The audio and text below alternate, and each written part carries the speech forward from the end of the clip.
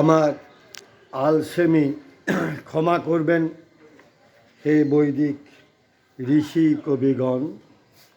বৈদিক ঋষি কবিদের প্রণাম জানিয়ে পড়ছি সামবেদ সংহিতার উত্তরার্চিক দ্বিতীয় অধ্যায়ের দ্বিতীয় খণ্ডের কয়েকটি মন্ত্র। 725। হে ইন্দ্র, কুশের উপরে যে পুত সোম রয়েছে তা তোমার জন্য। এখন এসো এই সোম পান করো। 728। এসো হে ইন্দ্র, মহাহস্ত বিশিষ্ট,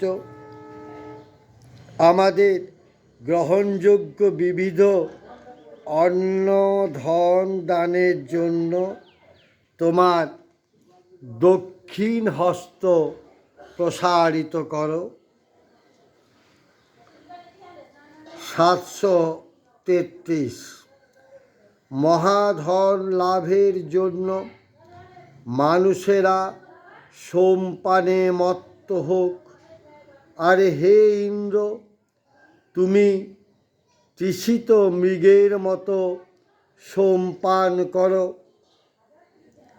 734।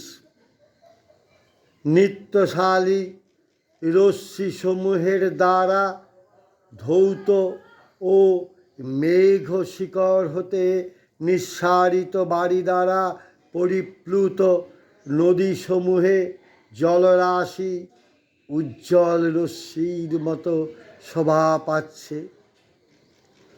736।